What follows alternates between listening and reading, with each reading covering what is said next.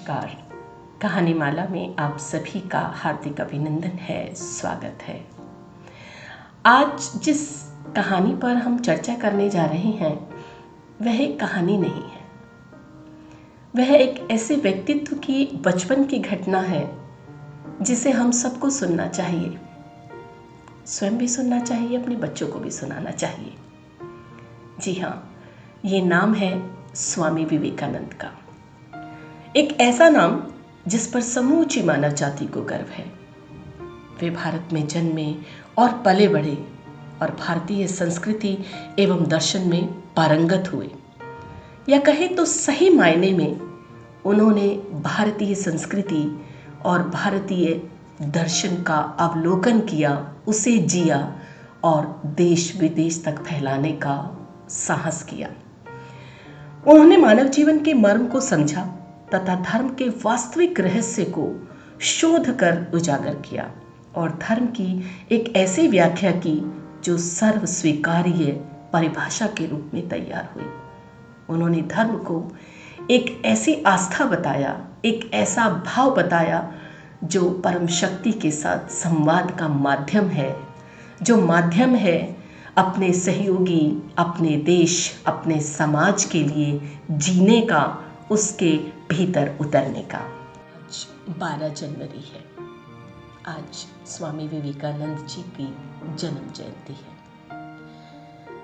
12 जनवरी 1863 को इस भारत की महान विभूति का जन्म हुआ और आज हम इस महान विभूति के बचपन की एक ऐसी कहानी आपको सुनाने जा रहे हैं जिसमें उन्होंने बचपन से ही धर्म और जाति से ऊपर उठकर मानवता का भाव देखा और उस मानवता के भाव में छिपा था आज का भाव, विश्व बंधुत्व का भाव। गोल मटोल चेहरा, चमकीली और बड़ी बड़ी आंखें, सफेद रेशमी कुर्ता तथा चुस्त रेशमी पायजामा, गुलाब के फूल सा कोमल और लुभावना 4-5 वर्ष का बालक हंसता हुआ हवेली के मुख्य द्वार से निकला और जल्दी जल्दी सीढ़ियां चढ़ता हुआ हवेली की बाईं ओर स्थित ऊंची बैठक में जा बैठा। विशाल बैठक में आराम कुर्सियां पंक्तिबद्ध बिछी थी। उनमें से एक कुर्सी पर सफेद रंग का पठानी सूट पहने एक सज्जन पसरे हुए थे। यह प्रसिद्ध वकील विश्वनाथ जी के जिगरी दोस्त खान महाशय थे, जो मुकदमे के सिलसिले में अफगानिस्तान से कलकत्ता आए थे और वकील साहब का इंतजार कर रहे थे। खान महाशय इस बच्चे से वर्षों से परिचित थे। पिछले 1 वर्ष से तो वे बच्चे की प्यारी प्यारी शरारतों पर ऐसे रिझे हुए थे कि जब भी आते उसके साथ बाल सखा की तरह शरीक हो जाते। जो ही बच्चा उनके पास पहुंचा, वह हुमक कर दोनों हाथ जोड़कर बोला, आदाब खान चाचा। खान महाशय ने बच्चे का आदाब स्वीकार किया और उठकर उसे अपने आगोश में भर लिया। मेरा प्यारा विले। खान महाशय के मुंह से निकला। विले की नजर दीवार पर टंगे थैले पर गई और उसने पूछ लिया, उस थैले में क्या है? उसमें तरह तरह की मिठाइयां हैं, जैसे संदेश।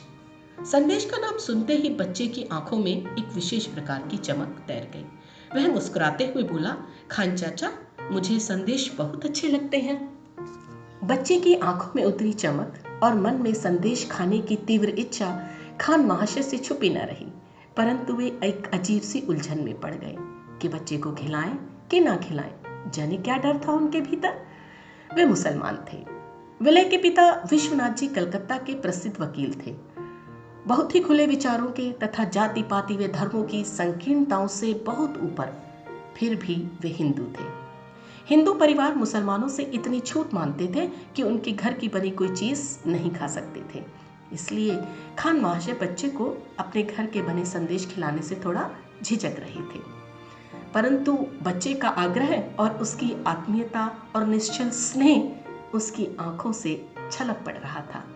जो ही खान महाशय ने भरपूर नजर बच्चे के चेहरे पर डाली, वे विवश हो गए और सब तर्क भूल गए कि वो क्या है। झट उठे और थैले में से एक संदेश निकालकर बच्चे के हाथ में रख दिया। बच्चे ने उन्हें धन्यवाद कहा और हाथ में संदेश लिए तेजी से सीढ़ियां उतरकर हवेली में चला गया। संदेश को इसी प्रकार हाथ में लिए बच्चा अपनी माता भुवनेश्वरी देवी के पास जा पहुंचा और बोला, माँ, खान महाशय ने मुझे ये संदेश दिया है। खान महाशय बहुत अच्छे हैं, मुझे बहुत प्यार करते हैं। अपने घर से बहुत सारे संदेश लाए हैं, थैला भर कर। विले अति उत्साह से एक ही सांस में अपनी माँ को सारी बातें बताई जा रहा था। अच्छा ला, ये संदेश मुझे दे दे। बेटे से माँ ने बड़े प्यार से कहा। क्यों? क्या तुम्हें भी संदेश बहुत अच्छे लगते हैं? संदेश तो सबको अच्छे लगते हैं बेटे। जैसे ही माँ के मुंह से ये शब्द निकले, विले ने आगे बढ़कर संदेश माँ के मुंह में डाल दिया। तो लो माँ, पहले तुम खाओ। माँ को ऐसी आशा न थी कि विले बिजली जैसी फुर्ती से संदेश उनके मुंह में डाल देगा। वे तेजी से नल की ओर दौड़ी और मुंह साफ करके जैसे ही वे मुड़ी, उन्होंने देखा विले ने संदेश खाना शुरू कर दिया था। माँ को बच्चे की शरारत और जल्दबाजी पर बहुत गुस्सा आया। उन्होंने झपट कर संदेश बच्चे के हाथ से छीन लिया और एक थप्पड़ उसके गाल पर जड़ते हुए बोली, भाग यहाँ से धूर्त, तुझे क्या क्या समझाऊं। बच्चा रोता हुआ हवेली से निकला और सीढ़ियां चढ़कर बैठक में जा पहुंचा। परंतु यह क्या, खान महाशय तो बैठक से गायब थे। उनका थैला भी दीवार पर नहीं था। माँ का थप्पड़ खाने के बाद बच्चे के मन से संदेश खाने का लालच भाग गया। ये खान महाशय से पूछना चाहता था कि माँ ने उसे संदेश खाने से क्यों रोका। विले एक कुर्सी पर बैठ गया। वह सिसक रहा था। उसके गाल आंसुओं से तर थे। उसके मन में एक चुभन सी थी। उससे माँ ने संदेश खाने को क्यों मना किया, उसे थप्पड़ क्यों मारा। तभी विले को ध्यान आया कि एक दिन मेहतरानी को छूने के कारण भी तो उसे डांट पड़ी थी। बच्चे के कोमल मन में यह ऐतराज उथल पुथल मचाने लगा। सैकड़ों विचार आने लगे। खुद से संवाद करने लगा, ये क्या है। वह कुर्सी से उठा और फर्श पर बिछे लाल कालीन पर खड़ा हो गया। उसने एक नजर बैठक की साज सज्जा पर डाली। बैठक के एक हिस्से में आराम कुर्सियों का सेट था। उसके ठीक बराबर में 10-12 मूढ़ों का सेट। मूढ़ों के बीचों बीच चांदी से मढ़े 5 हुक्के रखे थे, जो विभिन्न जातियों के लोगों के लिए थे। विश्वनाथ जी के मित्रों तथा मुवक्किलों को अपने अपने वर्ग के हुक्कों की पहचान थी। जब भी वे इकट्ठे होते, अपने वर्ग का हुक्का पीते थे। विले को ध्यान आया कि उसने एक बार अपने पिता से पूछा था, पिताजी, आप इतने हुक्के क्यों रखते हैं?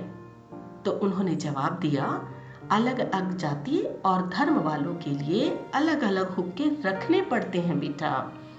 तभी उसे ध्यान आया, एक दिन कोचवान काका कह रहे थे अपना अपना हुक्का पीना चाहिए। दूसरी जाति वालों का हुक्का पी लेने से भगवान नाराज हो जाते हैं और धर्म भी नष्ट हो जाता है। जिसका धर्म नष्ट हो जाता है उसे भगवान मार डालते हैं। बच्चे के मन में अचानक एक संकल्प उभरा, मैं ये सारे हुक्के पीऊंगा। ऐसा करने पर मेरा धर्म नष्ट हो जाएगा और भगवान नाराज हो जाएंगे। जब भगवान नाराज हो जाएंगे तो वे मुझे मारने के लिए आएंगे, और जब वे मुझे मारने के लिए आएंगे तब मैं उनसे पूछूंगा कि खान महाशय के हाथ से संदेश लेने पर माँ ने मुझे क्यों मारा। उस दिन महत रानी को छूने पर माँ ने मुझे क्यों डांटा था, क्या बात है। यहाँ तो कोई मुझे बताता नहीं, तो मैं भगवान से ही पूछ लूंगा। भगवान ही मुझे सारी बातें बताएंगे। नहीं बताएंगे तो मैं उनसे रूठ जाऊंगा। यदि वे मुझे मार डालेंगे तो मार डालें, बात तो पता लगेगी ना। ऐसा संकल्प लेने के बाद बच्चा मूढ़ों के सेट के पास जा पहुंचा और आंखें फाड़ फाड़ कर हुक्कों को देखने लगा। उसके गालों पर धुल के आंसू सूख गए थे। उनके निशान साफ दिखाई दे रहे थे। बीच बीच में सिसकियां अब भी उभर आती थी। 5 वर्ष की आयु में बड़ों की तरह एहसास करने वाला और विवेक से हर जानकारी की विवेचना करने वाला यह विलक्षण बालक नरेंद्र नाथ दत्त था। जो आगे चलकर स्वामी विवेकानंद के नाम से विश्व भर में विख्यात हुआ। बचपन में नरेंद्रनाथ को घर से सब लोग विले कहकर बुलाते थे। बालक विले अपने संकल्प की धुन में यह भी नहीं समझ पाया कि वे हुक्के ठंडे थे और उनमें से धुआं नहीं निकल रहा था। वह झट एक मूढ़े पर बैठ गया और पास रखे हुक्के को पीने लगा। जब उसमें गुड़ गुड़ गुड़ गुड़ की आवाज आई और धुआं नहीं निकला तो बच्चे ने समझा कि बड़ों की तरह हुक्का पीना उसे आता नहीं है, इसलिए कदाचित इसमें धुआं नहीं निकल रहा।